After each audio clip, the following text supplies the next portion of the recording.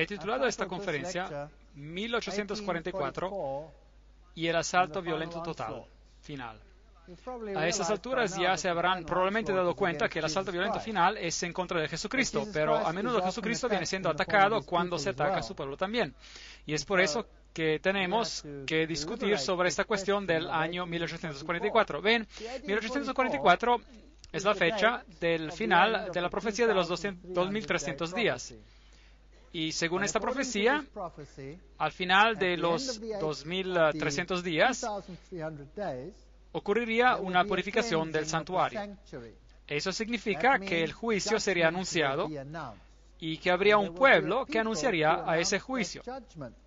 Y hemos visto en Apocalipsis capítulo 10 que por medio de la apertura del sello del libro, la Iglesia Adventista del Séptimo Día empezó a predicar el mensaje que la hora del juicio había llegado.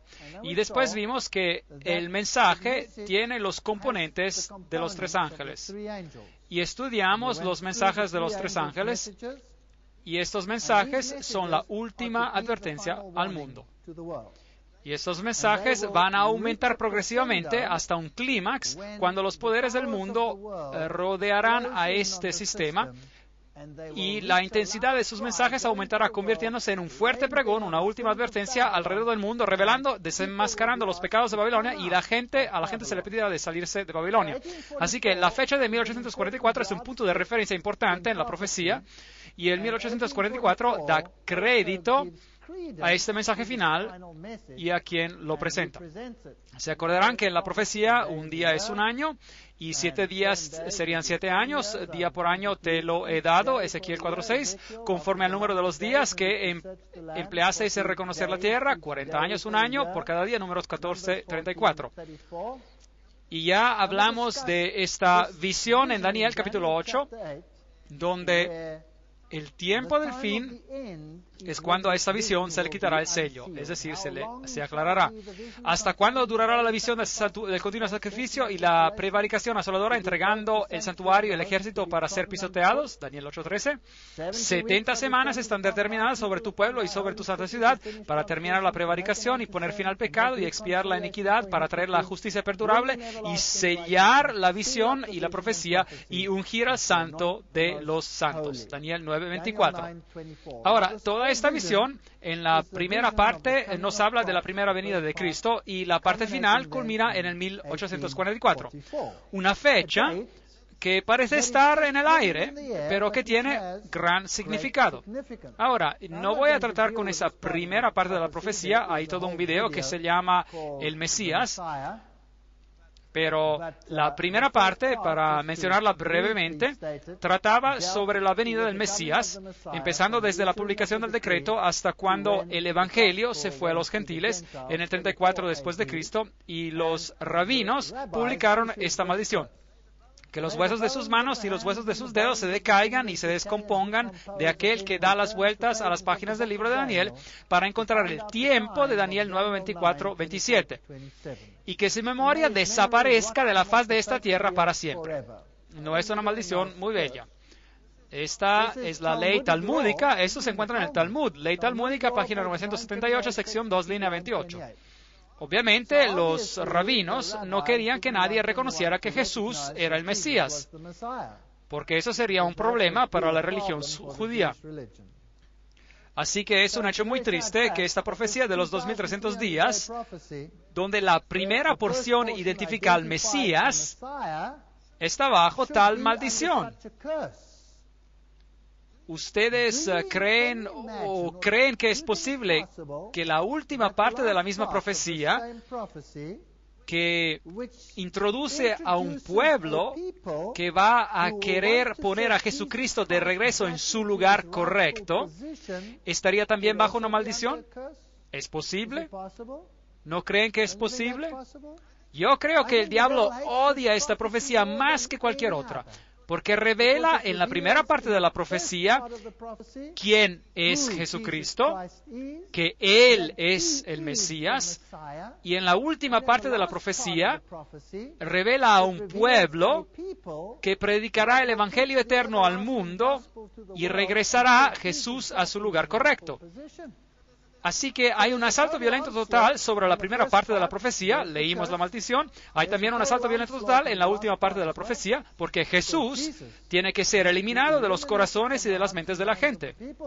El 1844 es un mensaje de juicio que iría alrededor del mundo, y el mensaje del santuario fue otra vez descubierto y comprendido, y la plenitud del santuario, los velos blancos, como hemos dicho, representan la justicia de Cristo que rodea a cada persona que entra por la puerta, y el sacrificio y todos estos asuntos del santuario.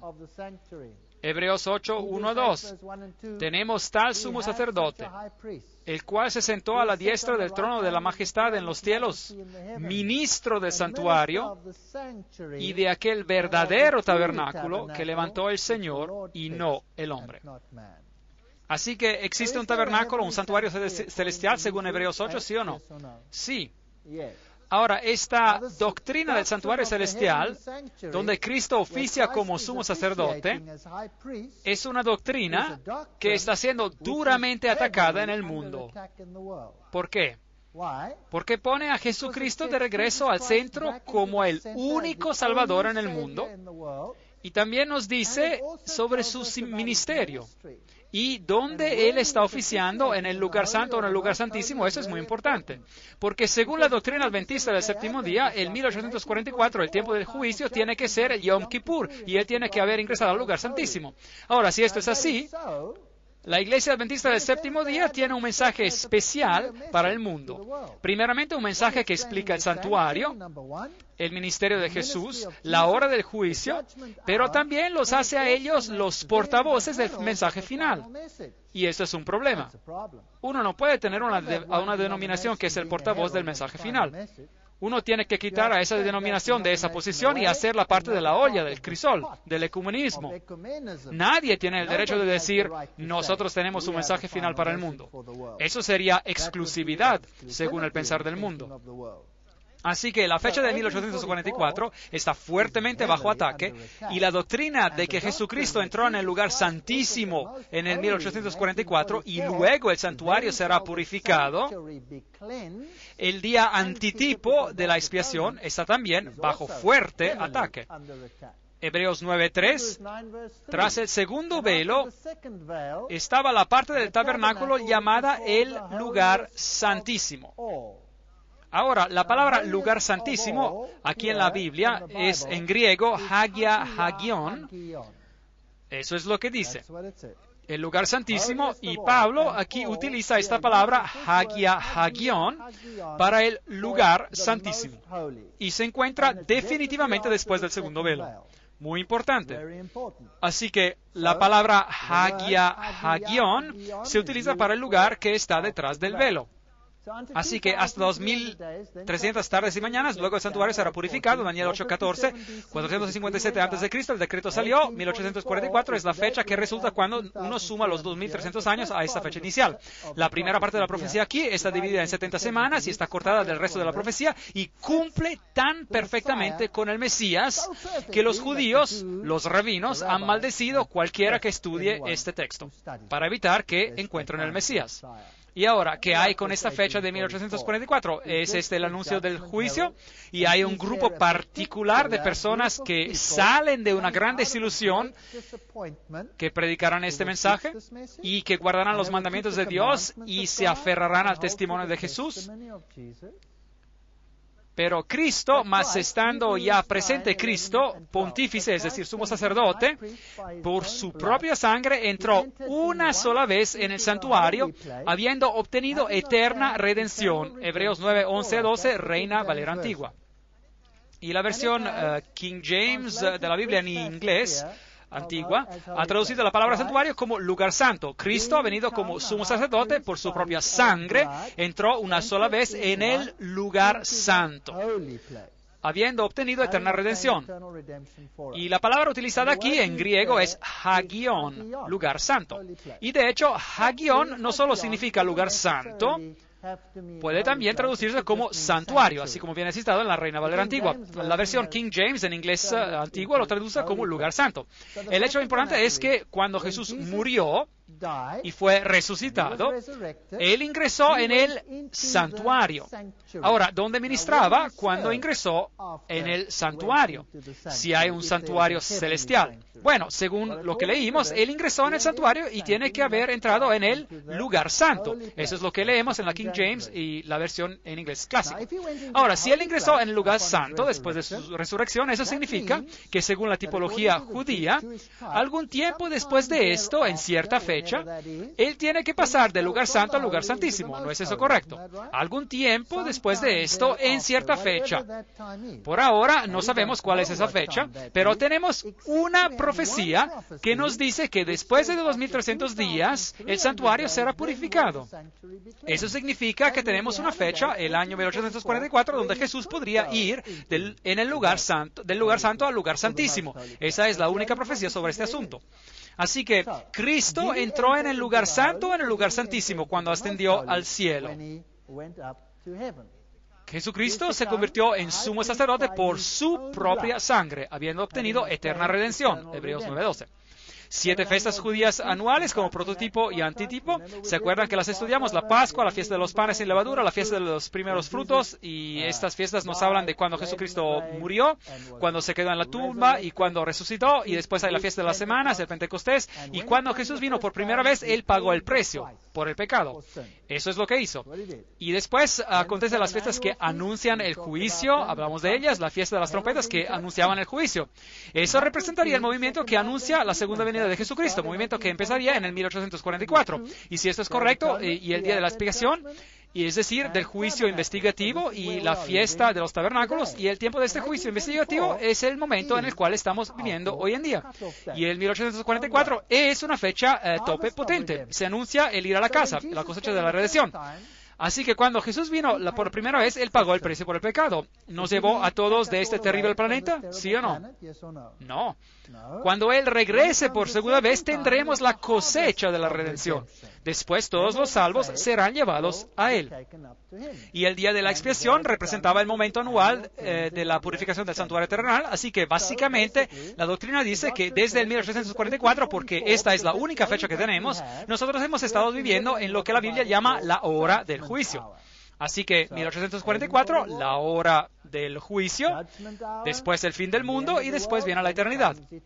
En aquel tiempo se levantará Miguel, el gran príncipe que está de parte de los hijos de tu pueblo, y será tiempo de angustia y será libertado tu pueblo, todos los que se hallen escritos en el libro, Daniel 12:1. Pero recordamos que se le dijo a Daniel, cierra las palabras y sella el libro hasta el tiempo del fin, Daniel 12:4. Ahora, ya hablamos sobre esto cuando hablamos en la conferencia sobre el capítulo 10 de Apocalipsis. Así que no voy a explicar esto en gran detalle otra vez. Consta decir que el tiempo del fin venía definido en ese capítulo como el final de los 1260 días, 538 después de Cristo, supremacía papal, hasta el 1798 después de Cristo. Y después de ese tiempo, el mensaje de los tres ángeles sería anunciado por el mundo. Ahora, ¿sabe lo que es fascinante? Es que el mundo ha cambiado algunos de estos criterios. Por ejemplo, ellos dicen que Cristo no entró en el lugar santo, pero que Él entró en el lugar santísimo. Y si usted tiene una versión moderna, eso es lo que dice. Cambiaron las palabras en la mayoría de las versiones modernas, donde la Reina Valera antigua tenía santuario y la versión antigua en inglés, King James, tenía lugar santo. Ellos cambiaron la palabra a lugar santísimo. Y ahora tenemos un problema. Porque en griego, lugar santísimo se dice con las palabras hagia, hagion, y nuestro texto solo dice hagion en griego. No dice hagia, hagion. ¿Y por qué cambiarían ese texto? Ven, si Jesús ingresó en el lugar santísimo, cuando Él fue resucitado de los muertos y se fue al cielo, no hay nada de especial que ocurre alrededor del año 1844. ¿Entienden esto? Mientras que si Jesús ingresó en el lugar santo, bueno, la fecha del 1844 se convierte en prominente y hay un mensaje especial y un pueblo especial que lo va a dar. Así que la fecha de 1844 tiene que ser cancelada, removida, y hay movimientos enteros que tratan de removerla, movimientos terribles. Ahora, mi pregunta es simple, y es esta. Si Jesús subió al cielo para servir en el santuario, y la Biblia dice que Él no entró por medio de la sangre de corderos, machos, cabríos, pero por medio de su preciosa sangre, pues, ¿cuándo sirvió en el lugar santo si supuestamente Él empezó su ministerio en el lugar santísimo? Si algunas de las versiones modernas de la Biblia están en lo correcto y Jesús ingresó en el lugar santísimo, ¿cuándo ministró en el lugar santo? Porque después de todo, en el santuario terrenal, que es una copia del santuario celestial y es una copia del servicio del ministerio que ocurre en el santuario celestial, Jesús tiene que haber servido por un tiempo en el lugar santo. ¿Y cuándo ocurrió esto? Bueno, tiene que haber sido antes de que Él vino a esta tierra, ¿correcto? Porque cuando Él se fue de esta tierra, supuestamente le ingresó en el lugar santísimo, según algunas de las versiones modernas. ¿Es eso correcto? Muy bien. Pregunta, ¿con qué sangre? ¿Con qué sangre Él sirvió en el lugar santo antes de venir a esta tierra? ¿Con la sangre de corderos y machos cabríos? No. Así que, en otras palabras, Jesús no pudo haber entrado en el lugar santísimo cuando Él se fue al cielo. Él solo hubiera podido entrar en el lugar santo. Así que no importa cuánto ellos lloren, y no importa cuánto se lamenten sobre el hecho de que la fecha 1844 es una fecha profética, ellos van a tener un problema. Jesús solo hubiera podido ingresar en el Hagion, en el santuario, en el lugar santo, cuando Él se fue al cielo, porque ese momento era la primera vez que Él tenía su propia sangre con la cual poder ministrar. Eso significa que Él tiene que haber entrado en el lugar santísimo después, y la única fecha que tenemos para esto es el año 1844, así que 1844 permanece, sea que nos guste o no. Ahora, acerca de esta fecha del final del tiempo, o fecha del tiempo del fin, durante este mismo periodo que el remanente predica un mensaje de separación, Satanás organiza una falsa unión, empezando con la Revolución Francesa. ¿Se acuerdan? Él reemplaza la ley de Dios con su propio estándar terrenal llamado los derechos humanos. Y él organiza el fascismo y pone también el ojo de Lucifer y la serpiente dadora de vida y el gorro de Mitra también. En este mismo periodo vemos el surgimiento de la francmasonería, del espiritismo, de la teosofía, de los falsos profetas, del movimiento mormón, los testigos de Jehová, el movimiento de la ciencia cristiana, y al mismo tiempo Dios levanta una barrera, un estandarte contra esto, los que guardan los mandamientos de Dios y predican el mensaje de los tres ángeles. Solo la iglesia adventista del séptimo día hace esto. Ninguna otra iglesia en todo el mundo, ninguna otra iglesia en el mundo predica el mensaje del santuario o de lo que el santuario simbolizaba. Hay solo una iglesia que lo hace en todo el mundo, la iglesia adventista del séptimo día. Es algo extraño.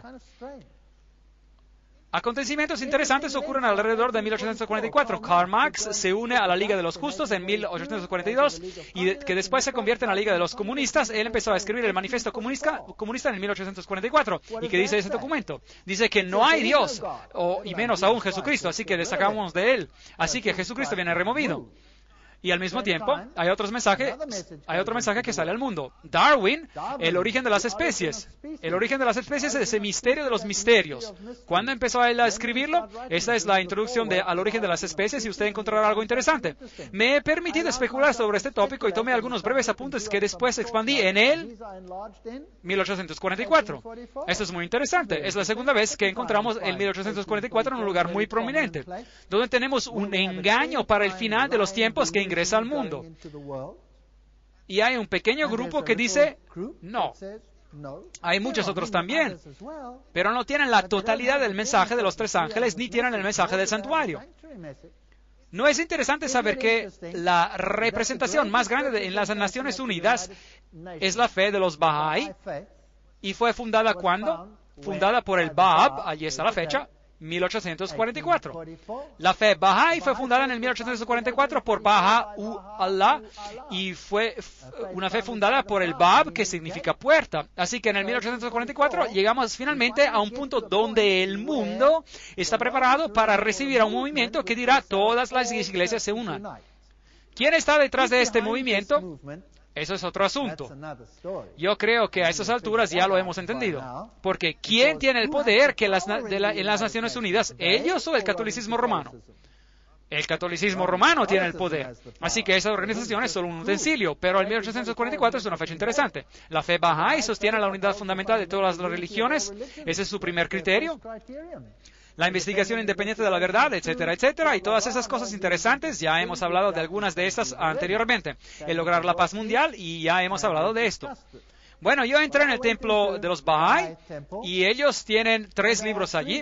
La Biblia, y después tienen el Corán, y después tienen los mensajes de Baha'u'llah. Ahora, eso lo encontré interesante, así que lo leí. En el templo allí lo leí.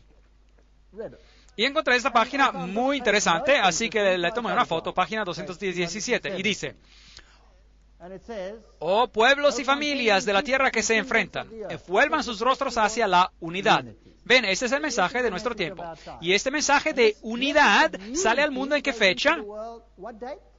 1844. Un mensaje de unidad. Y dejen que el resplandor de su luz resplandezca sobre ustedes. Reúnanse todos y por amor a Dios tomen la decisión de erradicar cualquiera sea la fuente de controversia entre ustedes. Y después el resplandor de la gran lumbrera mundial. Oh, me vuelvo tan nervioso cuando escucho ese nombre. ¿Y ustedes? La lumbrera mundial envolverá a toda la tierra y sus habitantes se convertirán en ciudadanos de una ciudad y serán los que ocupan solo uno y el mismo trono. ¿Y de quién será ese trono? Yo creo que será el trono de Lucifer. Esta palabra uno, con la primera letra mayúscula, ahora, si acaso no saben, uno es un acrónimo por Lucifer en el mundo oculto. Él, desde los días tempranos de su vida, no ha querido ningún otro deseo, no ha tenido ningún otro deseo que este, y continuará a abrigar ninguna otra esperanza que esta. No cabe duda ninguna que las personas de este mundo, de cualquier raza o religión, derivan su inspiración de una fuente celestial y están sujetos a un Dios.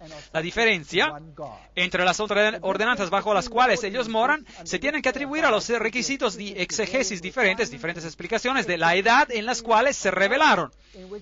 Todos ellos, excepto unos pocos, que son el resultado de la perversidad humana, fueron ordenados por Dios. Eso es interesante. Todos ellos en el mundo fueron ordenados por Dios, excepto unos pocos que son perversos. Me pregunto quiénes son. Ellos han sido ordenados por Dios y son una reflexión de su voluntad y propósito. Levántense y armados con el poder de su fe, quebranten en pedazos los dioses de sus vanas imaginaciones y los que diseminan el conflicto entre ustedes. Aférrense a los que los llevan a juntarse y a unirse. Difícil de imitar. 1844, un mensaje de unidad. 1844, un mensaje de separación. ¿Quién da el mensaje de separación? El este grupo raro que predica el mensaje de los tres ángeles. Y dice aquí, unos pocos que son el resultado de la perversidad humana. Interesante. Dan Whitley escribe, como Bahá'í, yo me considero como un ciudadano del mundo y creo firmemente que el mundo se está acercando a lograr ser una comunidad global unida, una familia humana. La unidad en la diversidad puede sonar como otra cuña periodística, unas palabras que endulzan en un tiempo cuando el contenido es menos importante que la presentación. La verdad es que el concepto de la unidad en la diversidad es un concepto profundamente espiritual, es un principio fundamental de la fe de los Bahá'í y es un concepto esencial que tiene que ser considerado cuando se trata de encontrar solución a la multitud de problemas globales. Así que este grupo es la más grande representación en las Naciones Unidas. Así que este no es un, por así decir, pequeño grupo perdido en un rincón del mundo. Y ellos están allí por una razón, para tener una opinión mayoritaria. ¿Qué significa ser ecuménico? Significa todo el mundo habitado, que sirve al equivocado. Al poder equivocado, el espiritismo moderno y todos esos asuntos que hemos tratado. El séptimo ángel derramó su copo por el aire y salió una gran voz del templo del cielo, desde el trono, diciendo, hecho está. Apocalipsis 16:17. Tarde o temprano Dios va a terminar con esta mentira en este planeta. Y todas las personas como Blavatsky y Annie Besant y Alice Bailey y sus doctrinas de demonología serán expuestas por lo que son, porque ellas literalmente adoran a Lucifer, y de hecho esto fue publicado por la compañía publicadora de Lucifer, así que ¿a quién más podrán adorar? Después cambiaron este nombre a Lucis Trust, Fundación Lucis, para esconder el nombre, y son todos estos profetas extraños los que surgieron. Aquí hay otra fecha interesante, 1844.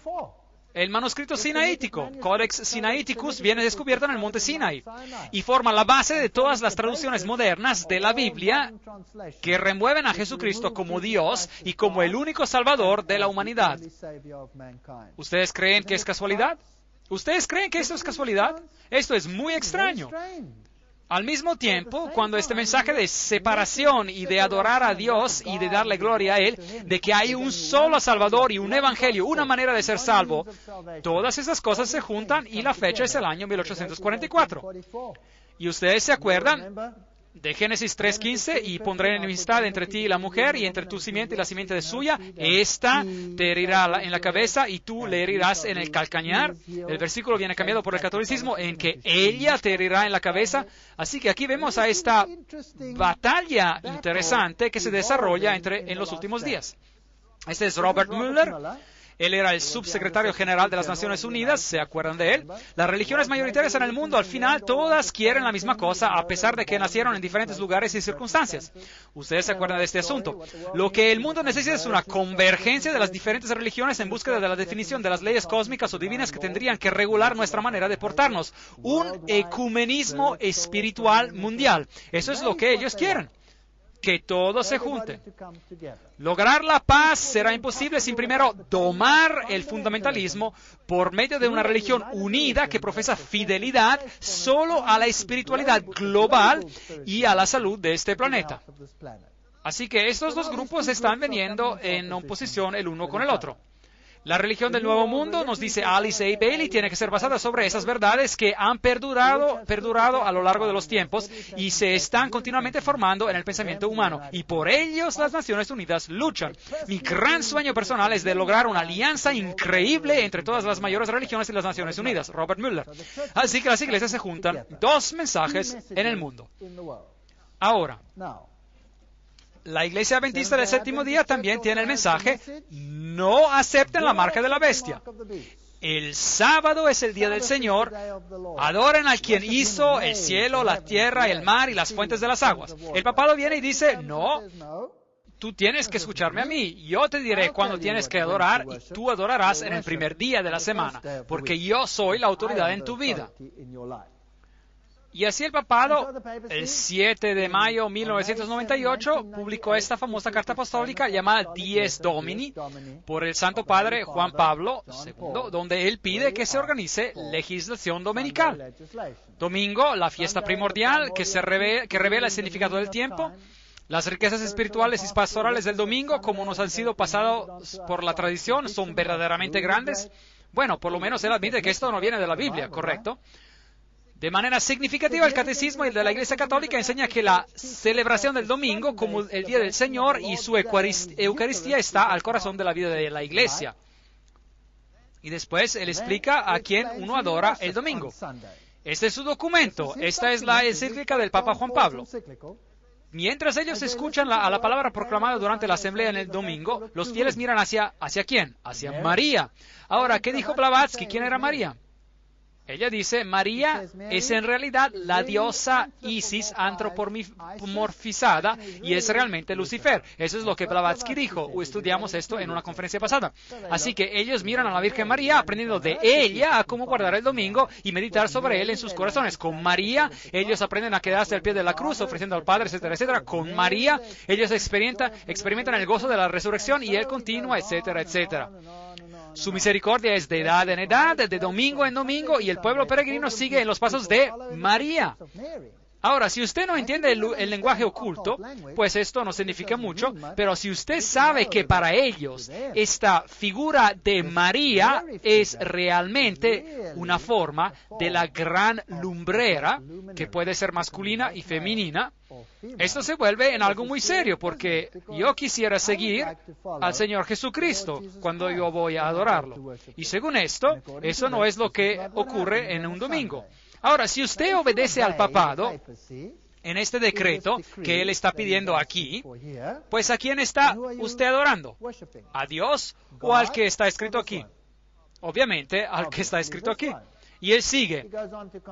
Solo en el IV siglo reconoció la ley civil del Imperio Romano este acontecimiento semanal, determinando que en el día del sol, los jueces, la gente de las ciudades y de las diferentes cofradías gremios no trabajarían. Y él dice, sería pues errado de ver en esta antigua legislación sobre el ritmo de la semana una circunstancia puramente histórica, sin significado especial para la Iglesia, asunto que ella podría poner de lado. Aún después de la caída del imperio, los concilios no pararon de insistir sobre los arreglos acerca del reposo dominical. Así que él dice, no piensen que eso era historia, estoy hablando de ahora. Y después él sigue y cita la famosa encíclica de Papa Leo, Rerum Novarum, que yo les cité en gran detalle, ¿se acuerdan? En la conferencia sobre el nuevo orden mundial, de cómo está bien robar si uno quiere y en cuanto uno tenga necesidad y todas esas cosas maravillosas y toda la cuestión de la economía y de cómo va a funcionar en el futuro. Y después él dice, por tanto, también en las circunstancias particulares de nuestro tiempo, los cristianos naturalmente lucharán para asegurarse que la legislación civil respete su deber de guardar el Domingo Santo. Así que él está pidiendo por legislación civil a favor del domingo. Y el periódico Sunday Times, Londres, 5 de julio de 1998, dijo, el Papa lanza una cruzada para salvar el domingo y pone en claro que en el domingo no se tiene que trabajar porque tiene que ser celebrado como el Día del Señor. Esto lleva al Papa a una confrontación con la palabra de Dios y la cuestión del sábado. Hasta el ministro del Interior israelí quiere introducir el domingo, aquí dice en alemán. Esto es algo interesante. Junio del 2000 en el periódico Süddeutsche Zeitung en München, Alemania. Así que tenemos a los derechos humanos. Sí, pero esos derechos humanos tienen límite y el límite es que uno tiene derecho a ellos solo en cuanto uno obedezca al sistema papal.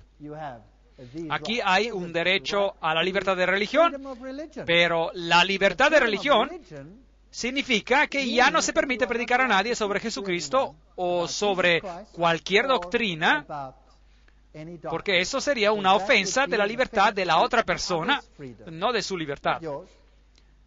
Y después él publicó esta fascinante carta apostólica que se llama Ad Tuendam Fidem, y significa defender la fe, y por medio de la cual ciertas normas vienen introducidas en el Código de la Ley Canónica y en el Código de los Cánones de las Iglesias del Oriente, Catholic World News. Y el Canon 1436 de la Iglesia Católica tiene ahora que decir, según el Papa Juan Pablo II, quien quiera que niegue o se ponga cualquier verdad que tiene que ser creída con fe divina y católica o repudia la fe cristiana en su totalidad y no entra en razón, después de haber sido advertido de manera legítima, tiene que ser castigado como un hereje. Oh, fascinante. Así que el Papa Juan Pablo II pide que las personas que no están de acuerdo con él tienen que ser castigados como herejes. ¿Cuándo fue la última vez que ellos hablaron así? En la Edad Media. Increíble. Ellos pueden ser castigados con castigos, incluyendo también la deposición, es decir, el quitarle a uno lo que le pertenece. Y aparte de esos casos, quien quiera rechace una doctrina mantenida de manera definitiva por parte del pontífice romano, pregunta, ¿no acaba él de definir que nosotros tenemos que guardar el domingo, sí o no? Bueno, ¿qué pasa si yo soy un adventista del séptimo día, y yo digo que la Biblia dice que el séptimo día es el sábado? ¿Entro yo en conflicto con él, sí o no? Sí. Por parte del pontífice romano o del colegio de obispos que ejercen su magisterium auténtico, o también esta persona acepta una doctrina condenada por parte de ellos como errada. No acaba de decir que lo que él cree y que cualquier otra cosa no es correcta, y no regresa a sus sentidos después de haber sido advertido de manera legítima. Esta persona tiene que ser castigada con una pena apropiada. Palabras muy bellas. ¿Cuál era la pena apropiada en el pasado? La muerte. La muerte era la pena apropiada. ¿Usted cree que ellos podrían llegar a ese punto? ¿Usted cree que podrían llegar hasta ese punto? Bueno, eso es interesante.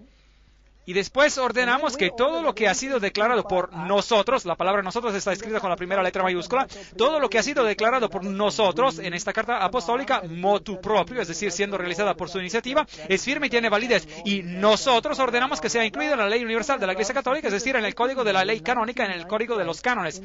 Dado en Roma, San Pedro, el 18 de mayo de 1998, en el 20º año de nuestro, escrito con la primera letra mayúscula, nuestro pontificado. Es bastante arrogante, las palabras nosotros y nuestro, escritas con primera letra mayúscula. ¿Quién más las utiliza? Nosotros y nuestro con la primera letra mayúscula. Dios. Hagamos al nombre a nuestra imagen. Génesis 1:26. Así que el Papa dice aquí de manera muy críptica que Él es Dios y que Él domina sobre usted y que Él le está diciendo de guardar el domingo, sea que le guste o no. ¿Se acuerdan que cuando estudiamos Apocalipsis capítulo 10, yo les dije que hay en realidad solo dos movimientos religiosos mundiales en el mundo? Uno es el sistema católico romano y el otro es la Iglesia Adventista del Séptimo Día. El sistema católico romano predica, guarda el domingo y guarda mis mandamientos. Y la Iglesia Adventista predica, guarda los mandamientos de Dios y permanece fiel a Él. Y el sábado es una señal de la obediencia a Dios. Guarda el sábado, escuchan a la palabra de Dios y no escuchan a la palabra del hombre. Bueno, ¿se acuerdan de esto? Hecho en el 1969 por la Iglesia Católica, no fue el creador del universo en Génesis 2 de 1 a 3, pero la Iglesia Católica puede defender el honor de haber otorgado al hombre una pausa de su trabajo cada 7 días. La razón y el sentido común demanda la aceptación de una o de la otra de estas alternativas, o el protestantismo y el guardar el sábado como día santo, o el catolicismo y guardar el día domingo como santo. Un compromiso es imposible. ¿Se acuerdan de esta cita? Esta era Roma hablando. Y ella dice, el domingo es la descendencia de la Iglesia Católica, ya hemos leído de esto, y los protestantes no han tomado represalia sobre esta situación. Y siguen, usted puede leer la Biblia del Génesis y al Apocalipsis y usted no encontrará ni una sola línea que autorice el domingo. Y están bien en lo correcto, lo han estudiado bien. El cardenal Gibbons conoce su Biblia. Ellos insisten que es una creación de la Iglesia Católica, es una ley de la Iglesia Católica, y los protestantes dan honra a la Iglesia Católica cuando ellos obedecen. Ahora, en la parte de las preguntas en este boletín, ellos ocurrió en el 1942. Y tendrían que guardar el día sábado como santo. Ahora, y viene en la página web internet católico romana, immaculateheart.com, corazonimaculado.com, y fue publicada en el diciembre de 2003. No es hace mucho tiempo, ¿verdad? Bueno, déjenme leérselo. Es algo muy fascinante lo que la Iglesia Católica Romana tiene que decir hoy en día sobre este asunto. La mayoría de los cristianos, aquí están las referencias, esto viene directamente de ellos, no de mi parte, yo no me he inventado esto. La mayoría de los cristianos suponen que el domingo es el día de adoración de que la Biblia aprueba. La Iglesia Católica Romana protesta que es ella que transfirió la adoración cristiana del día sábado bíblico al domingo. Y que tratar de argumentar que el cambio se hizo en la Biblia es algo deshonesto y una denegación de la autoridad católica. Si el protestantismo quiere basar sus enseñanzas solo en la Biblia, tendría que adorar en el sábado. Muy bien, esa es la Iglesia Católica Romana que habla hoy. ¿Usted cree que podría ir más allá? Eso sería interesante. ¿Qué más tienen que decir? Bueno, ellos volvieron a publicar este artículo que habían publicado en el 1893, del cual yo les cité en la última conferencia. Ahora, ¿por qué están publicando otra vez este artículo en su totalidad en el sitio Internet católico? Bueno, ellos están diciendo aquí que en el 24 de febrero del 1893, la Conferencia General de los Adventistas del Séptimo Día adoptó algunas resoluciones que apelaban al gobierno y al pueblo de los Estados Unidos sobre una decisión de la Corte Suprema que declaraba que los Estados Unidos eran una nación cristiana y sobre una acción del Congreso que decía que podía legislar sobre el tema de la religión. Y en respuesta a esto, en el mes de marzo de 1893, la Asociación Internacional de la Libertad Religiosa publicó esas resoluciones en un folleto titulado Appeal and Remonstrance, apelación y protesta, y habiendo recibido uno de estos, el editor del periódico Catholic Mirror de Baltimore, en el estado de Maryland, publicó una serie de 4 editoriales que aparecieron en ese periódico en los días 2, 9, 16 y 23 en el mes de septiembre del año 1893. Este periódico, llamado Catholic Mirror, Espejo Católico, era el órgano oficial del cardenal Gibbons y del Vaticano en los Estados Unidos. Así que ese es un documento muy oficial que ellos publicaron. ¿Y por qué lo publicaron? Porque los adventistas del séptimo día apelaron para mantener la iglesia y el Estado separados. Ahora, su sitio de internet, Mary Online, María en línea, vuelve a publicar ese artículo en su totalidad. Y no voy a hablar de él en detalle. Otra vez, básicamente, el artículo dice, es una buena presentación sobre el sábado.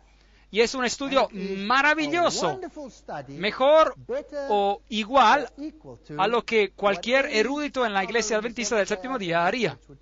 Y el estudio dice por qué el sábado es el día del Señor. Así que ellos prueban de la Biblia que el sábado es el séptimo día, es el día del Señor, para que ellos puedan alegar que lo cambiaron. Y no son tímidos sobre el hecho de haberlo cambiado y no esconden este hecho, ellos lo admiten. Y de manera arrogante, estos son los hechos. Así que ahora continuemos. Voy a citar un poco más de este artículo donde ellos dijeron, el protestante dice, ¿cómo puedo recibir las enseñanzas de una iglesia apóstata? Ahora nosotros preguntamos, ¿cómo has logrado recibir sus enseñanzas durante toda tu vida en directa oposición a tu maestro reconocido, la Biblia, sobre el asunto del sábado? Ese fue el artículo en el 1893. Y después, los que siguen la Biblia como a su guía, los israelitas y los adventistas del séptimo día, tienen el peso de la evidencia exclusiva a su lado. Así que publicaron ese artículo otra vez. Y después, ellos afirman aquí, los adventistas son el único cuerpo de cristianos que tienen a la Biblia como a su maestro y que no pueden encontrar ninguna evidencia en sus páginas por el cambio del día desde el séptimo al primero. Y es por eso que se llama adventista del séptimo día. Y seguimos. Ellos escriben aquí, no hay ningún protestante que vive hoy en día que haya jamás obedecido a ese mandamiento, prefiriendo seguir a la iglesia apóstata, entre comillas, en vez de obedecer a su maestro, la Biblia, que desde Génesis a Apocalipsis no enseña ninguna otra doctrina, si es que los israelitas y los adventistas del séptimo día están en lo correcto. Los dos grupos afirman que la Biblia es su maestro infalible. Dejen que la Biblia decida si es que el sábado o el domingo es el día que Dios manda ser guardado. Uno de esos dos grupos tiene que estar en una posición errada. Y después ellos dan este largo estudio bíblico sobre este asunto. Y después hay una nota editorial. Y ahora, noten esta nota editorial interesante. Fue en este punto que la Reforma fue condenada por el Concilio de Trento. ¡Increíble! ¿Sabían ustedes que toda la Reforma falló al Concilio de Trento a causa del asunto del sábado? ¿Sabían ustedes esto? ¡Increíble! ¿Qué ocurrió? Interesante. Ven, los reformadores habían constantemente acusado, así como viene dicho aquí, que la Iglesia Católica había apostatado de la libertad, así como está contenida en la palabra escrita. La palabra escrita, la Biblia y solo la Biblia. Así dice el Señor, estas eran sus santo y señas constantes, y las Escrituras, así como están escritas, son el único estandarte de la apelación. Esta era la plataforma proclamada de la Reforma y del protestantismo. Las Escrituras y la tradición. Esto es lo que la Iglesia Católica decía. La Biblia, así como viene interpretada por la Iglesia y según el consenso unánime de los padres, esta era la posición y la reivindicación de la Iglesia Católica. Este era el asunto principal en el Concilio de Trento. Punto interesante. El concilio fue llamado especialmente para considerar las cuestiones que se habían levantado y habían sido forzadas a la atención de Europa por los reformadores. ¿Sabían ustedes que la Reforma hubiera podido tener éxito? Hubiera podido tener éxito. Finalmente, después de este estrés mental largo e intensivo, porque había muchos católicos que estaban preparados a renunciar a la tradición y a aceptar a la Biblia y solamente a la Biblia. Fueron asuntos de punta, bien mordaces. El arzobispo de Reggio entró al concilio básicamente con el siguiente argumento para el grupo que se aferraba solo a las Escrituras. Y él dijo, los protestantes alegan basarse solo sobre la palabra escrita. Ellos profesan a aferrarse solo a las Escrituras como su estándar de fe. Ellos justifican su rebelión con el pretexto de que la Iglesia ha apostatado de la palabra escrita y sigue la tradición. Ahora, los protestantes alegan que ellos se basan sobre la palabra escrita y esto no es verdad. El hecho de que ellos profesan de aferrarse solo a las Escrituras como su estándar es falso. Prueba de esto, la palabra escrita explícitamente manda la observancia del séptimo día como el sábado. Ellos no observan el séptimo día, pero lo rechazan. Ese fue su argumento. Si ellos verdaderamente se aferraran a las Escrituras solamente como a su estandarte, ellos estarían observando el séptimo día, así como las Escrituras lo mandan. Pero ellos no solo rechazan la observancia del sábado, así como viene mandado en la palabra escrita, pero ellos han adoptado y practican la observancia del domingo, por el cual ellos tienen solo la tradición de la Iglesia. En consecuencia, su reivindicación de que solo las Escrituras son su estandarte se derrumba, y la doctrina de la Escritura y la tradición como esencial queda establecida de manera completa, y los protestantes mismos son jueces de este asunto. Así que la Reforma falló a causa del asunto del sábado. Esto es muy interesante. Y después él sigue. Esta fue la inconsistencia de la práctica protestante comparada con la profesión protestante que dio a la Iglesia Católica la razón ansiosamente deseada y buscada por largo tiempo para poder condenar al protestantismo y a todo el movimiento de la Reforma como a una rebelión egoísta contra la autoridad de la Iglesia. Y después ellos siguieron, y esta es hoy en día la posición de las partes en esta controversia. Hoy en día, como lo demuestra este documento, este es el asunto vital sobre el cual la Iglesia Católica procesa al protestantismo y sobre el cual ella condena la dirección del protestantismo popular como siendo indefendible y que se contradice a sí mismo y suicida. Bueno, ¿qué van a hacer esos protestantes? ¿Qué van a hacer este protestantismo? ¿Qué van a hacer? Increíble, ¿qué desafío les dieron? ¿No fue acaso es un desafío? Así que la Reforma falló a causa del asunto del sábado. ¿No es interesante que la Biblia dice, cuando habla sobre la iglesia de Sardis, en las 7 iglesias de Apocalipsis, dice, no he hallado tus obras perfectas delante de Dios, pero va a haber en Sardis aquellos que andarán conmigo en vestiduras blancas. Y yo creo que lo sabrá. Lutero y Melantón y todos estos grandes reformadores caminarán en vestiduras blancas. Ellos caminaron según la mejor luz que ellos tenían, pero ellos conocían sobre el asunto del sábado, pero ellos rehusaron dar marcha atrás. De hecho, su propia confesión de Augsburg los condenó. Ahora, veamos lo que el editor de Mary Online, este sitio internet, hizo con esta carta en el diciembre del 2003. Y tomen nota. El desafío publicado por Roma hace 100 años permanece. Estos escritos apostólicos que fueron publicados entonces, o la Iglesia Católica está en lo correcto, o los adventistas del séptimo día están en lo correcto. No puede haber otra elección. Ahora, no soy yo que digo esto, yo no lo inventé. Esta es la Iglesia Católica Romana que habla hoy en día. Y entiendo por qué yo me encuentro en esta posición. Así que, ¿a quién declaran ellos como a su opositor confirmado?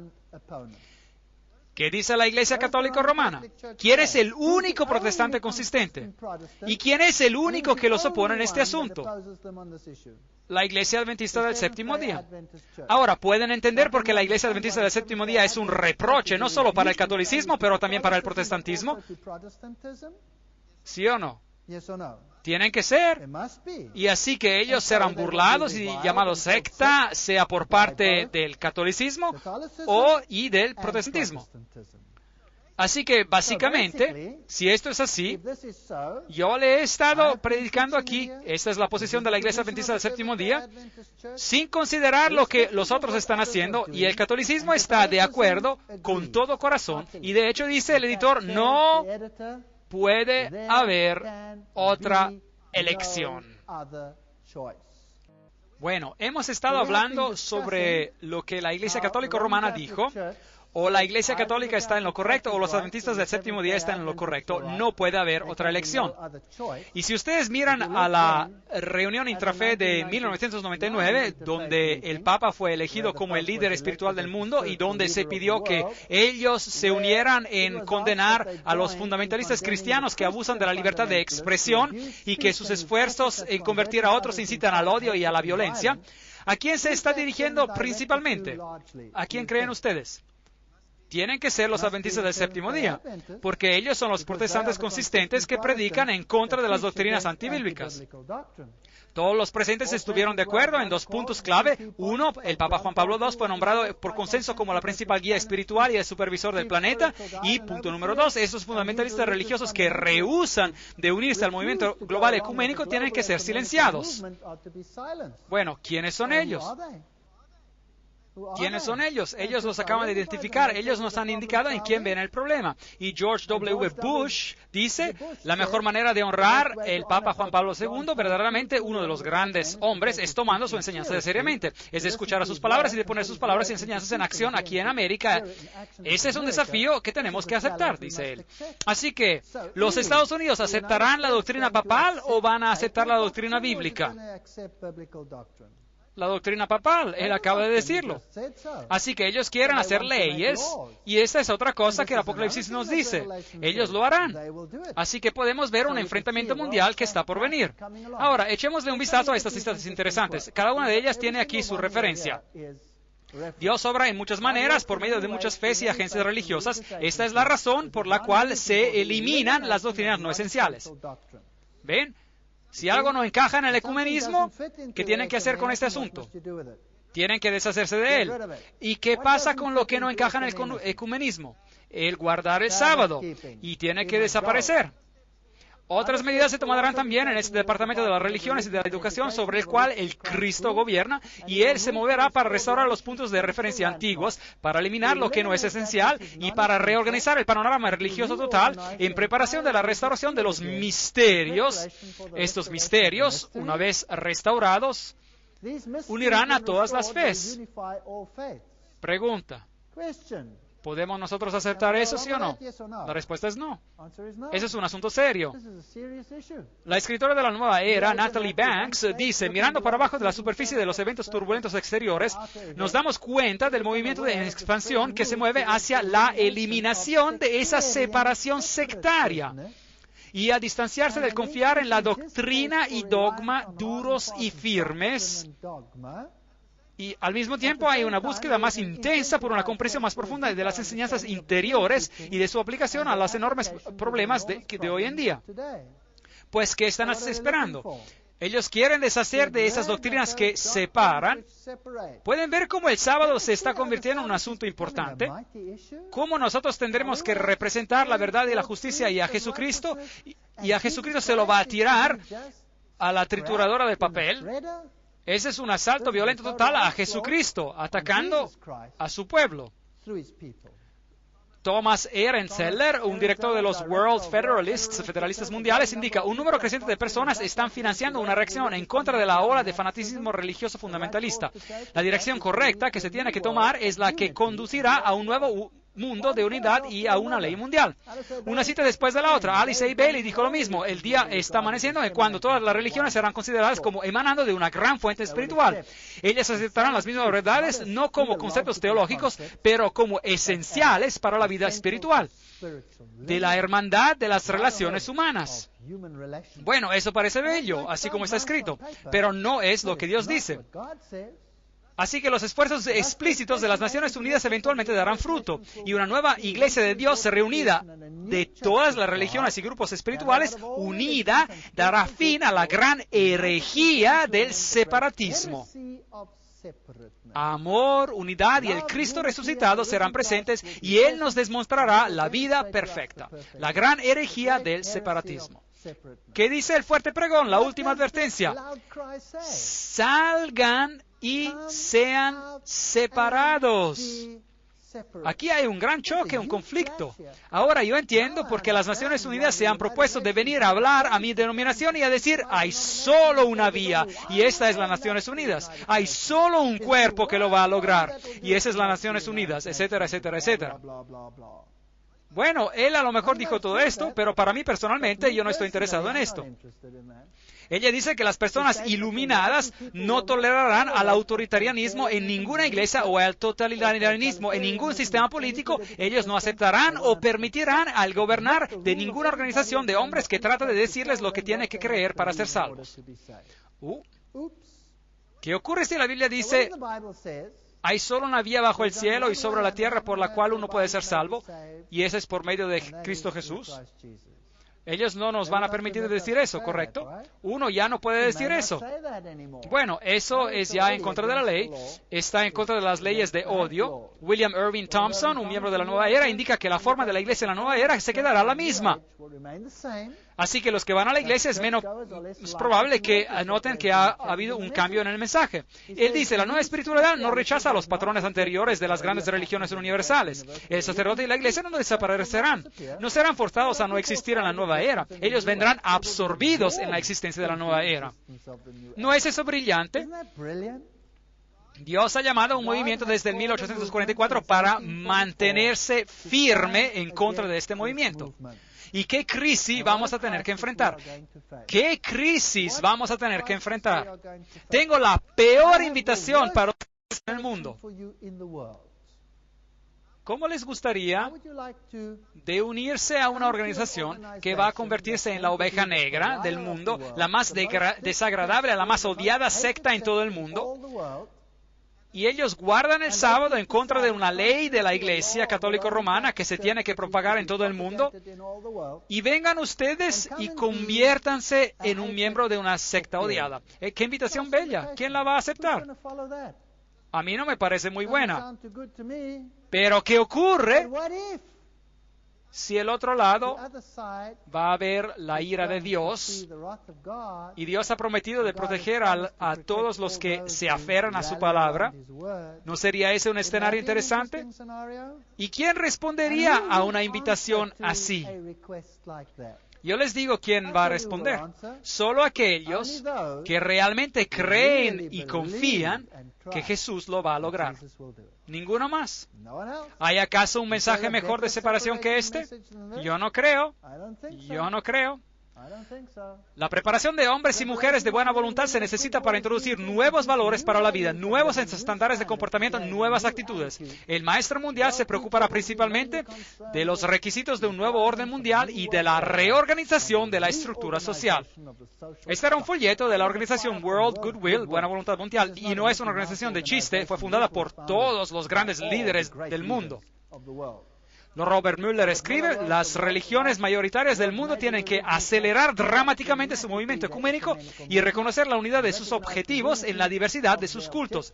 Las religiones tienen que activamente cooperar para alcanzar una comprensión sin precedentes de los misterios de la vida y de nuestro lugar en el universo. Mi religión, correcto o falso, y mi nación, correcto o falso, son expresiones que tienen que abandonarse para siempre en la era planetaria. Lamento. Para mí es la Biblia y solo la Biblia, o si no, nada. Jesús estaba en lo equivocado, dice Dwight Cool. ¿Y quién es él? Dwight Cool es un demonio que habló a Alice A. Bailey. Jesús estaba equivocado sobre la división de las ovejas y los cabritos. Se ha pensado que las ovejas irían al cielo y los cabritos irían al infierno, pero es al revés. Acuérdense que esto no es un chiste, de que las Naciones Unidas han dicho de que ellos basan sus escritos sobre ¿quién? Alice A. Bailey, quien canalizó a Dwight Cool. Esto no es un chiste, esto es un asunto serio. El cabrito en Capricornio es el iniciado y de un cierto ángulo esotérico los cabritos van al cielo porque ellos funcionan en el reino espiritual. Las ovejas se quedan en la tierra hasta que se convierten en cabritos. Eso es pura basura. La entrada en los cielos, declara Dwight Cool, es la entrada en la era de Acuario y Piscis, es decir, las fuerzas cristianas, se menguarán rápidamente. Esta es una guerra sobre Jesucristo. Esta no es una guerra sobre cualquier secta o individuo. Nosotros estamos atrapados en el medio de todo esto y tenemos una elección. La organización World Goodwill dice explícitamente, esta luz radiante, el mensaje de Cristo, no puede tener nada que ver con enseñanzas sombrías de las iglesias que están basadas sobre la muerte, la crucifixión, la agonía, el infierno eterno y la ira de un Dios que se venga. Para construir una nueva civilización basada en la naciente nueva conciencia en la humanidad, las organizaciones de iglesia, si quieren sobrevivir, tendrán que ajustarse a la jerarquía espiritual, es decir, al liderazgo demoníaco de la nueva era. Ese es un problema. La humanidad no será capaz de hacer la transición de la vida puramente terrenal a la vida universal hasta que la paja sea separada del trigo. La candidata demócrata para la nominación de vicepresidente para el año de 1984 y directora ejecutiva de la World Future Society, la Sociedad Mundial Futura, Barbara Marx Hubbard, no escatima palabras, seguro que no lo hace. Ningún tipo de paz mundial puede prevalecer hasta que los miembros egoístas del cuerpo planetario cambien o mueran. Esta es la elección. Ellos tienen que seguramente morir o cambiar. ¿Qué dijo el Papa? Ellos tienen que ser condenados como un hereje o ellos tienen que sufrir un castigo apropiado. Bueno, preguntemos a sus colaboradores cuál es el castigo. Cambiar o morir, ese es el castigo. Este hecho es tan horrible como el matar una célula que tiene cáncer. Tiene que hacerse por amor al futuro de la totalidad. Bueno, yo no tengo que leer todas estas citas sobre semillas defectuosas y que tienen que ser cortadas. Dual Cool, hablando por medio de Alice A. Bailey, dice, un violento germen e infección de estreptococo ha amenazado la vida de la humanidad. El germen hace sentir su presencia en las áreas infectadas del cuerpo de la humanidad. Otra operación quirúrgica podrá ser necesaria para deshacerse. Él tiene que irse. La muerte no es un desastre, se permitirá mucha destrucción. ¿Creen ustedes que estamos enfrente de otra experiencia como los campos de concentración de Auschwitz? No quiero asustar a nadie, pero esas son simplemente citas. Esos obstáculos serán llevados bajo el cuidado de los grandes seres que los cuidarán hasta que haya salud. Muchas gracias. Prefiero que ustedes se queden donde estén. Yo no quiero su tipo de salud. Esto se puede hacer de manera mucho mejor y mucho más rápida sin el cuerpo físico. ¿Ven cuán astutos es todo esto? Bueno, transportémoslos al otro lado. Ruth Montgomery dice que las almas habrán pasado al mundo de los espíritus para reflexionar sobre sus actitudes. Esas son citas increíbles y son verdaderas. No son chistes, no son chistes. El anterior miembro de la nueva era, Randall Baer, dice que los que rehusan la marca de la bestia serán el blanco para ser exterminados en lo que se llamará eufemísticamente centros de reeducación sobre el amor y el traslado, es decir, campos de muerte disfrazados. Uno tiene que cambiar o morir. Esta cita viene de un hombre que ha ganado el premio Templeton. Acuérdense de que Billy Graham también ganó el premio Templeton. Ahora, esa es una persona destacada, es el presidente del Consejo de Editores de la Enciclopedia Británica, director del Instituto para la Investigación Filosófica en Chicago, presidente del proyecto Paideia y fideicomisario honorario del Instituto Aspen y altamente honrado en los foros más altos de este mundo. Y él dice, el doctor Adler, dicho en palabras simples, Adler argumenta que no vamos a poder obtener la paz mundial hasta que obtengamos la unidad cultural. Pero Adler argumenta que hay solo un obstáculo a esta unidad, el cristianismo. ¿Y cuál tipo de cristianismo? El que se aferra solo a la Biblia y solo a la Biblia. El cristianismo alega tener conocimiento sobrenatural y revelación divina que causa división. Y no está abierta al debate racional. Y esto no tendría que ser tolerado. Ahora, esas son personas destacadas que están diciendo esas cosas. Así que un cristianismo que está basado absolutamente en la Biblia no puede ser tolerado. ¿Saben qué? Estoy entusiasmado. ¿Y saben por qué? ¿Y saben por qué? Porque tenemos que estar tan cerca del fin. Y si usted conociera las promesas que Dios tiene guardadas para los que aman, que lo aman, increíble. Y cómo Dios protegerá a su pueblo, así como Él protegió a los israelitas de la antigüedad. ¿Saben estas personas que van a venir plagas? Y que Dios hará una diferencia entre su pueblo y ellos. Él hizo una diferencia entre los egipcios. En ese entonces hubo 10 plagas. Las primeras 3 cayeron sobre todos, pero las últimas 7 cayeron solo sobre los egipcios. ¿Cuántas plagas habrá al final de los tiempos? Vamos a prescindir de las primeras 3. Hay solo 7. ¿No es eso bueno? Yo les quiero decir algo.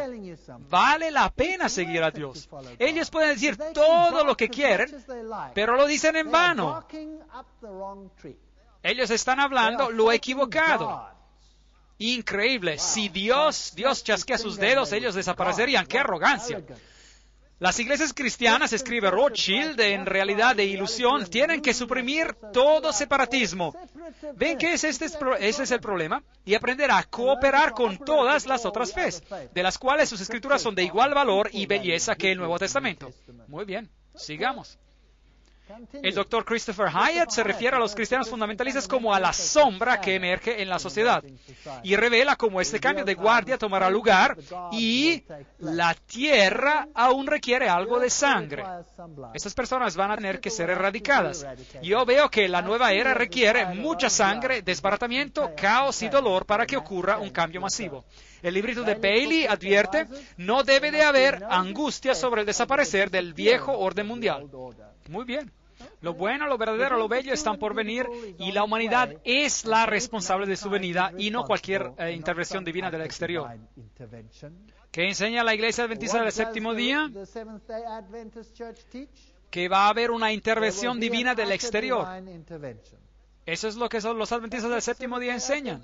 ¿Qué enseñan las otras denominaciones? No. Que va a haber un rapto y una conversión total. Eso es una mentira. El protestantismo está hasta mintiendo a su propio pueblo y eso no es lo que la Biblia enseña.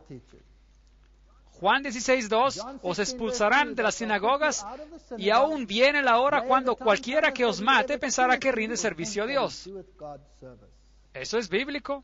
Juan 16:33, estas cosas os he hablado para que en mí tengáis paz. En el mundo tendréis aflicción, pero confiad, yo he vencido al mundo. Muy bien, este fue un video que fue transmitido en la televisión nacional por CNN después de los acontecimientos del 11 de septiembre.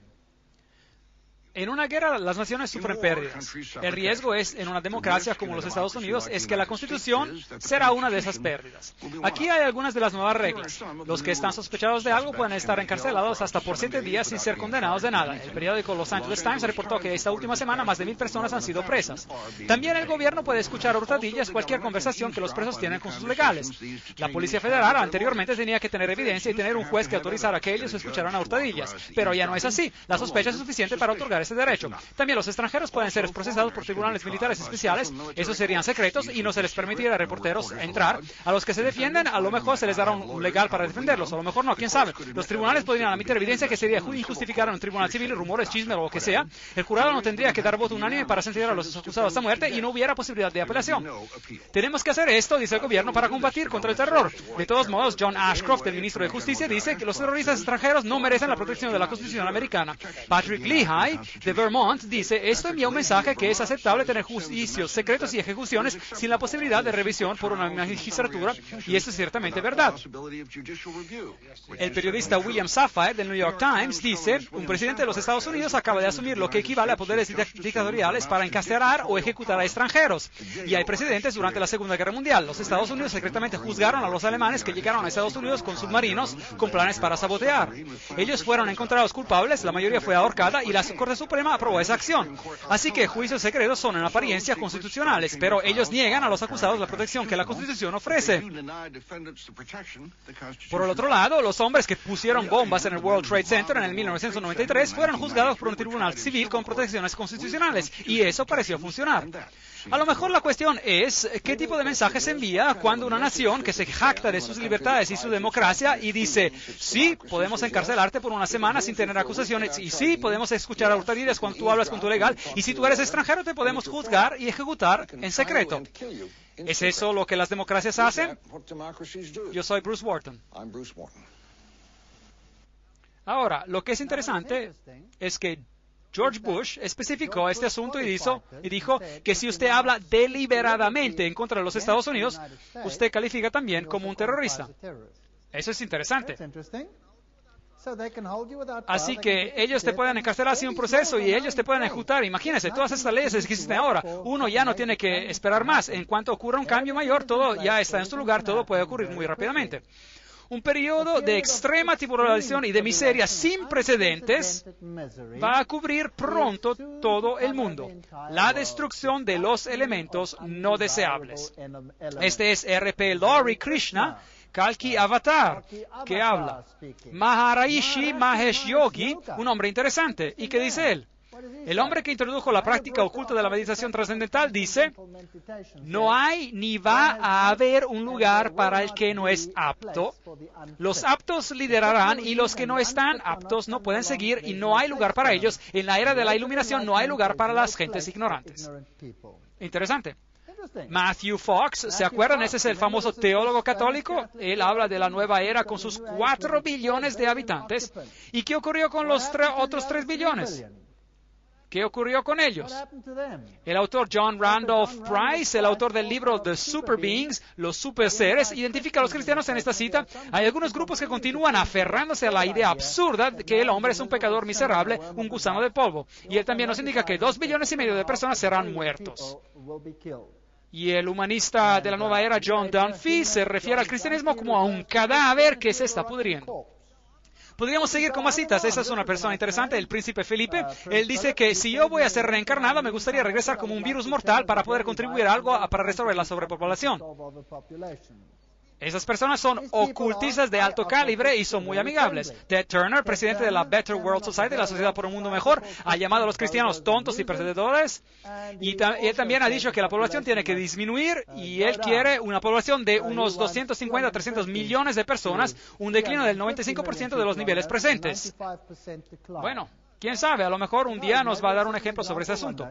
Las piedras guía del estado de Georgia son piedras muy interesantes, están aquí en los Estados Unidos y allí están en el estado de Georgia. ¿Y qué son? En una de las más altas colinas en el condado de Elbert, en Georgia, se encuentra un monumento gigante de granito inscrito en 8 diferentes idiomas sobre las 4 piedras gigantes que sostienen la piedra angular y hay 10 guías o mandamientos. Al monumento se lo refiere alternativamente como a las piedras guía del estado de Georgia o al Stonehenge americano. El mensaje es, 1, mantener la humanidad bajo el medio billón.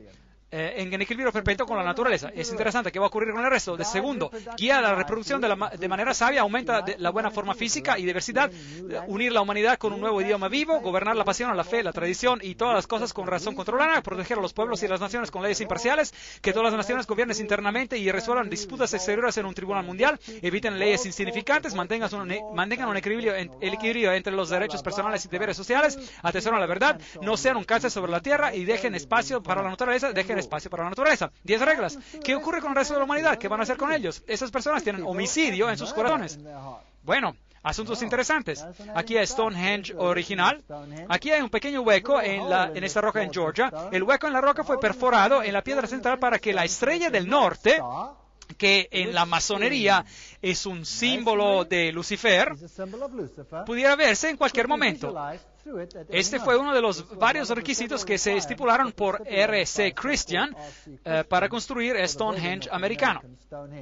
Y después dice allí en las piedras guía del estado de Georgia que estas piedras guía puedan ser guías en una era de la razón. Era de la razón. Ahora, esa es una frase interesante porque la era de la razón fue un libro escrito por Thomas Paine y su intención era de destruir las creencias judío-cristianas sobre las cuales la República Americana había sido fundada. Asuntos interesantes que se están juntando. Bueno, yo tengo noticias para esos asesinos futuros y para sus pequeños planes.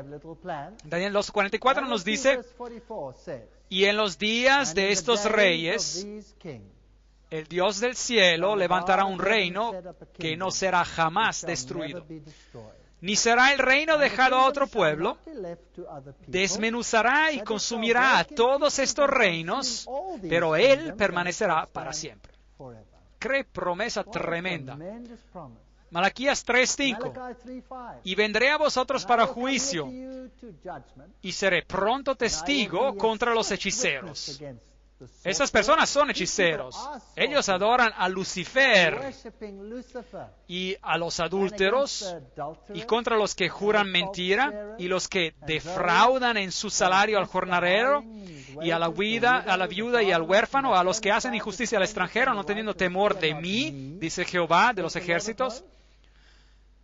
En el libro 9 de Testimonios en inglés, página 101, Ellen White dice, que pudiéramos ver las necesidades de estas ciudades, así como Dios las ve. En un tiempo como este, cada mano tiene que ser utilizada. El Señor viene y el fin está cerca. Sí, cercano está. Dentro de poco tiempo ya no nos será posible trabajar con la libertad de la cual gozamos ahora. Escenas terribles están frente de nosotros y lo que tenemos que hacerlo rápidamente. ¿Y por qué estamos tan dormidos? También en mi propia iglesia. ¿Cuántas veces en mi propia iglesia yo escucho, el Señor aún no viene, tenemos aún mucho tiempo? ¿No tienen ellos a vigilantes en la muralla de Sión, que vigilan y ven y miran a todas esas cosas? Yo no creo que tenemos mucho tiempo. Yo creo que estamos así de cerca. Y ellos saben quién es el enemigo, lo han identificado. Es nuestro deber emplear todo medio posible para ayudar en la proclamación de la verdad. Tenemos que obrar como nunca hemos obrado anteriormente. El Señor viene muy pronto y estamos ingresando a las escenas de calamidad. Las agencias satánicas, aunque invisibles, están obrando para destruir la vida humana. Yo creo que esta mujer era una profeta. Ahora sigue. Ahora es nuestro tiempo para obrar con vigilancia. Nuestros libros y periódicos tienen que ser llevados a la atención de la gente. El Evangelio de la verdad presente tiene que ser dado a nuestras ciudades sin tardar. Tenemos que despertarnos para cumplir nuestros deberes. Yo les quiero decir hoy en día, yo soy un adventista del séptimo día porque yo creo con todo mi corazón que ellos predican la verdad. Y yo les quiero decir otra cosa. Yo luché como un león para no convertirme en un adventista del séptimo día. ¿Ustedes creen que yo quería renunciar a todo en el mundo? Yo tenía todo. Yo era un profesor en la universidad, tenía esto y el otro, yo tenía todo. Yo tenía todo. Yo no quería renunciar, pero no tuve elección. Porque yo verifiqué todas las doctrinas y yo quería encontrar una vía de salida. Créame, yo busqué para encontrar una vía de salida, pero no hay una vía de salida. Porque como el catolicismo romano dice, o es una vía o es la otra. Ellos mismos dicen que no hay otra elección. Y yo estoy de acuerdo con ellos. Yo era un católico romano y tuve que cambiar lados. Y lo hice. Y yo no quiero luchar con nadie, yo no quiero crear guerra, yo no quiero herir a nadie, yo solo quiero que la gente entienda y que ellos puedan ser salvos. ¿Por qué morirás, oh casa de Israel? ¿Por qué quieres morir? Acepta la verdad, salte, haz de Jesús tu rey. ¿Cuál es nuestro problema? ¿No podemos ver lo que está aconteciendo en el mundo? Destrucción inminente, también por Ellen White, el espíritu de profecía, el hogar adventista en inglés. El tiempo está cerca cuando grandes ciudades serán arrebatadas y todos tendrían que ser advertidos que esos juicios vienen. Ojalá el pueblo de Dios tuviera un sentido de la destrucción inminente de miles de las ciudades que ahora están casi totalmente dadas a idolatría. Bueno, ¿están ellos planeando la destrucción de mucha gente, sí o no? Y ellos utilizarán esto como una excusa para eliminar los otros con ellos. Daniel 7:18. Después recibirán el reino los santos del Altísimo y poseerán el reino hasta el siglo, eternamente y para siempre. ¿No es esta una promesa tremenda? Pues ¿de qué tenemos miedo? Yo no tengo miedo. Yo he aprendido a confiar que Dios hará todo lo que Él promete. Y Él ha prometido que a tu puerta no llegarán. Él lo ha prometido. Él ha dicho, las plagas caerán a tu lado 1,000 y 10,000 a tu diestra, mas a ti no llegarán. Salmo 91:7. Internalicen las promesas, lean sus Biblias, apodérense de las promesas, háganlas todas suyas. Si usted quiere agarrar mi Biblia, mírenla. Cada página tiene las letras P de promesa en ella. Porque doquiera que yo encuentre una promesa de Dios, yo escribo una letra P y digo, gracias Señor, esta promesa es para mí y es para ustedes también. Todas las promesas de Dios son en Él sí y en Él amén. En la palabra de Dios. Y nosotros vamos a necesitar las promesas, pero no es suficiente leerlas, tenemos que creerlas también. Y para eso necesitamos una relación, necesitamos el aceite. Derramen el aceite de la experiencia en sus botellas para que cuando el Señor venga, ustedes puedan permanecer firmes. Vamos a casa pronto.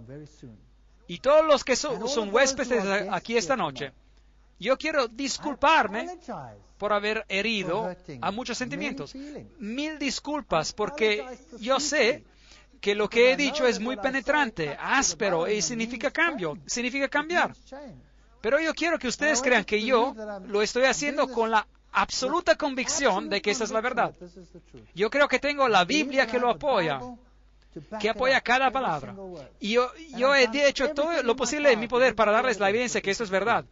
Y usted lo puede rechazar, esa es su libertad de elección. Esto es lo bello de la libertad de elección. Pero usted no va a poder decir que nunca escuchó este mensaje. Usted no va a poder decir eso. Y si usted está pensando, bueno, ¿por qué he asistido? ¿Por qué he asistido? Si no me hubiese asistido, me hubiese ahorrado ese desastre. ¿Cuántas veces yo he deseado? ¿Por qué conocí a ese carpintero más pesado que el plomo que me dio este folleto? ¿Por qué lo conocí? Sí, yo he pensado eso muchas veces. Pero es increíble, yo les voy a decir algo. Caminar con Dios es una experiencia que yo no cambiaré por nada en el mundo. Yo no quisiera tener en mi vida de ninguna otra manera. Afortunadamente, Dios te da las calamidades, las pruebas de parte en parte. Él no te las da de todas de un golpe. Pero este es el hecho. Y yo no quiero poner ninguna presión sobre nadie. Yo les estoy dando los hechos. La gente me llama el hombre de los hechos. Escoja. O esto es de Dios, o yo soy un loco de atar. Esa es su elección. That's your choice.